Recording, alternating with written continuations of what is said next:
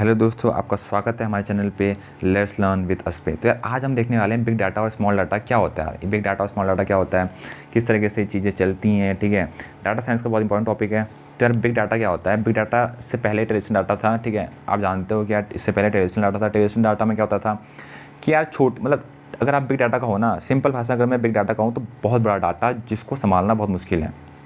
मतलब एक होता है जीबी में, एक होता है जीबी। 1000 जब जीबी बन जाता है ना तब बनता है पेटाबाइट। ठीक है, सॉरी, जब 1000 टेराबाइट हो बन जाता है ना तब बनता है आपका पेटाबाइट, एक पेटाबाइट। ठीक है, तो जो पेटाबाइट में उससे बड़ा डाटा है उसको हम कह सकते हैं बिग डाटा।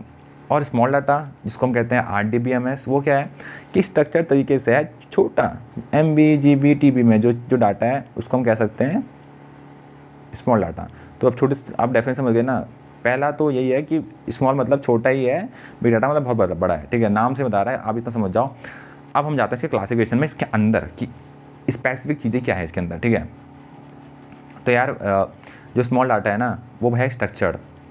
ठीक है, ये बहुत स्ट्रक्चर तरीके से बनता है, एक्सेल फाइल में बनता है, एक स्टैंडर्ड सेट फॉर्मेट इसमें इसका इस्तेमाल किया जाता है। आज का जो 10% डाटा है वो सिर्फ स्ट्रक्चर डाटा है, और आज का जो 90% डाटा है बिग डाटा के अंदर वो मोस्टली अनस्ट्रक्चर्ड है। 90% आज का डाटा अनस्ट्रक्चर्ड डाटा के अंदर आता है। आप समझ गए ना, साइज ऑफ डाटा बहुत ज़्यादा होता है बिग डाटा के अंदर। तो ये डिफरेंस है स्मॉल डाटा और बिग डाटा का कंपैरिजन। ठीक है, अब आता है आपका दूसरा पॉइंट जो कि मेन पॉइंट है, जिसको हम बोल सकते हैं कि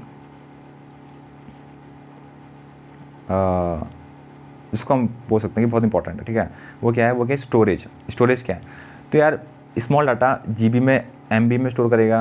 एक मिनट, हाँ, तो ये MB में करेगा, GB में करेगा, TB में करेगा। स्मॉल डाटा, ये स्मॉल डाटा है। ठीक है, और जो बिग डाटा है वो पेटाबाइट, 1000 टेराबाइट होता है उसके अंदर। ठीक है, ईट एक्साबाइट, इसमें 1000 पेटाबाइट होता है। ठीक है, तो FB जैसे FB है, फेसबुक है। ठीक है, वो चार पेटाबाइट हर दिन जनरेट करता है, डाटा इतना जनरेट करता है वो हर दिन। ठीक है, तो उसी तरीके से यहाँ पर हम बिग डाटा का इस्तेमाल करेंगे, क्योंकि यहाँ पर अनस्ट्रक्चर्ड डाटा को भी हम इजीली मैनेज कर सकते हैं, जो कि हम स्मॉल डाटा में नहीं कर सकते, क्योंकि वहाँ पर स्ट्रक्चर तरीके से सब कुछ मैनेज होता है, एक्सेल शीट मैनेज होता है। तो इतना डाटा को मैनेज करना, जो हर दिन इतना 4 पेटाबाइट डाटा आ रहा है, आपको कैसे मैनेज करोगे एक्सेल शीट की मदद से।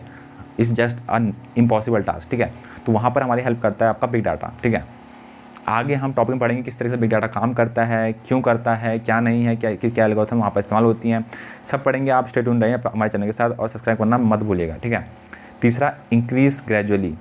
स्मॉल डाटा धीरे धीरे बढ़ता है, आज 1 है, 2 है, 3 है, इस तरह बढ़ेगा। लेकिन जो बिग डाटा है वो एक्सपोनेंशियली ग्रो करता है। बोले तो आज का जो 90% या जो डाटा है बिग डाटा का, वो पिछले 4 साल के अंदर आ रखा है। आप इस बात को यकीन मानोगे, 4 साल के अंदर ही इतना डाटा इकट्ठा हो गया है कि जितना पहले कभी था नहीं। ये क्यों हुआ है, क्योंकि इंटरनेट आज हर किसी घर में है, तो उसे इतना ज़्यादा डाटा जनरेट हो रहा है, इंटरनेट में ट्रैफिक इतना ज़्यादा जनरेट हो रहा है कि कोई उसकी हद ही नहीं है। ठीक है, जो स्मॉल डाटा है वो लोकली प्रेजेंट है और सेंट्रलाइज्ड है, मतलब कि उसका एक स्टोरेज कर रखा है और उसको सेंट्रलाइज्ड डाटा को लोकली प्रेजेंट करके रखते हैं। ठीक है, मतलब कि वो हर किसी के पास होगा, हर कोई उसको देख सकता है, और वो क्योंकि वो उतना बड़ा नहीं है, हम उसको उतने चीज़ में नहीं कर सकते हैं, उसका एक सेंट्रल सिस्टम होगा। ठीक है, लेकिन जो बिग डाटा है वो ग्लोबली प्रेजेंट और डिस्ट्रीब्यूटेड है, वो फैला हुआ है हर जगह, यहाँ भी है, यहाँ भी है, ये इस शहर में, ये शहर में, ये शहर में, ये कंट्री में। ठीक है, पूरी दुनिया फैला हुआ है। तो ये कुछ मेन एग्जाम्पल हैं और जो डिफरेंसेज हैं। ठीक है, स्मॉल डाटा और बिग डाटा के बीच में। तो स्मॉल डाटा के जो एग्जांपल है वो क्या आता है, SQL आता है और ओरेकल आता है। ठीक है, बिग डाटा का हडूप और स्पार्क जो सिस्टम होता है, इनकी प्रोसेसिंग स्पीड बहुत ज़्यादा है, तब इसका इस्तेमाल होता है। ठीक है, हडूप और स्पार्क जो सिस्टम है वो भी हमने एक्सप्लेन कर रखा है, अगर आपको देखना है तो वो आप देख सकते हो। मैप रेड्यूस क्या होता है, हडूप किस तरीके से काम करता है, वो सब हमने अच्छे तरीके से समझा रखा है, जाइए और उसको भी देख लीजिए। ठीक है, और हाँ, स्मॉल डाटा में क्या होता है, सिंगल नोड होता है। ठीक है, लेकिन मल्टी क्लस्टर नोड होता है यहाँ पर हमारे बिग डाटा के अंदर, क्योंकि मल्टी क्लस्टर नोड का मतलब बोले तो ये अगर डाटा है यहाँ पर, मान लो इतना ग्राफ में अगर हम डाटा को रिप्रेजेंट करें ऐसे करके, तो ये मल्टी क्लस्टर नोड है। एक क्लस्टर में तो सारे होंगे। ठीक है, ऐसे अलग अलग क्लस्टर बना के होंगे, वो उसमें से बहुत सारे डाटा भरे होंगे। लेकिन स्मॉल डाटा में क्या होता है, स्मॉल डाटा मतलब कि सिंगल नोड है। फॉर एग्जांपल एक ही नोड होगा यहाँ पर, पूरे ग्राफ में एक सिंगल नोड है, तो ये आपको स्मॉल डाटा का एग्जांपल हुआ। ठीक है, अब जो 5 V's हैं बिग डाटा के, ठीक है, क्या हैं और एडवांटेज डिसएडवांटेज क्या हैं,